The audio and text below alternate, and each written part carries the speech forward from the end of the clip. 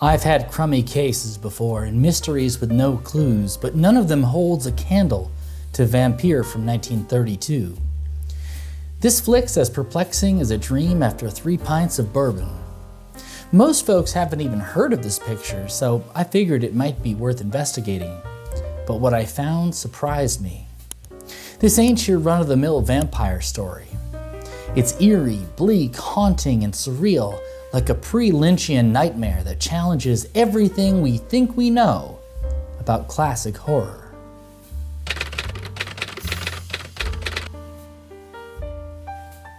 Vampyr was directed by Carl Theodor Dreyer, the same guy who made The Passion of Joan of Arc in 1928, which is considered one of the greatest films ever committed to celluloid, which makes it all the more surprising that he struggled to find funding for this picture.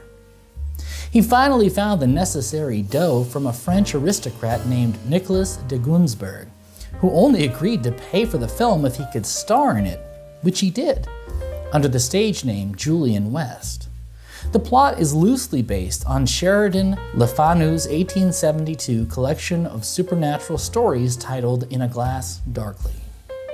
Every detective's gotta look sharp while chasing shadows. That's where my classic film detective shop on Amazon comes in.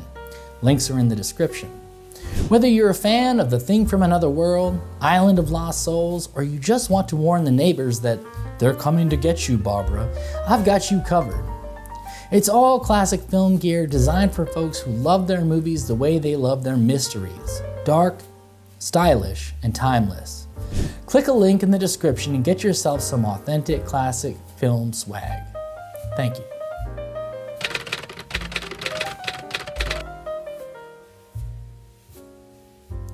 The story of Vampyr is not an easy or straightforward one to follow.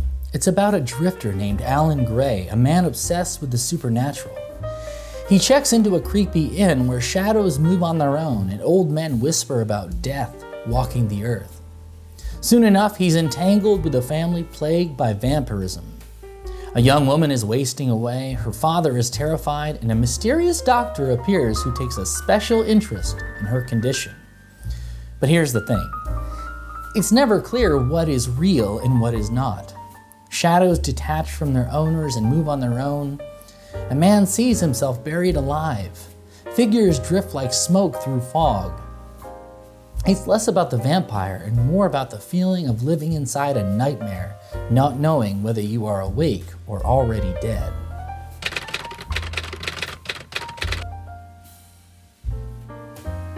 Dreyer shot Vampyr like a fever dream. It feels as if David Lynch had a time machine and directed a film in the 1930s. The cinematographer, Rudolf Mate, used gauze over the lens to create a hazy, unreal glow. This was Dreyer's first sound film, and he was not confident in the technology, so the sound was recorded later. It is one of the earliest horror films to use synchronized sound, and that just adds to the atmosphere and gives the film a strange, hollow quality, like voices echoing from inside catacombs. Critics didn't know what to make of Vampyr back in 1932. Audiences wanted grounded monsters. Dreyer gave them a dream. No jump scares, no fangs, just existential dread. Over time, though, Vampyr began to get the respect it deserved. In fact, Martin Scorsese called it one of the scariest films ever made. And it still looks like nothing else, and for my money, I got to agree with Marty on this one.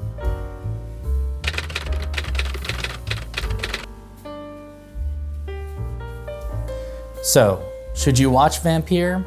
Absolutely. This picture is woefully underrated in the modern canon of classic horror, and it's an absolute must-watch for cinephiles. Recently, I started an X account to talk about and recommend amazing classic films and where they can be found. So follow if you'd like to extend this conversation. Thank you for watching. This is the Classic Film Detective, signing off.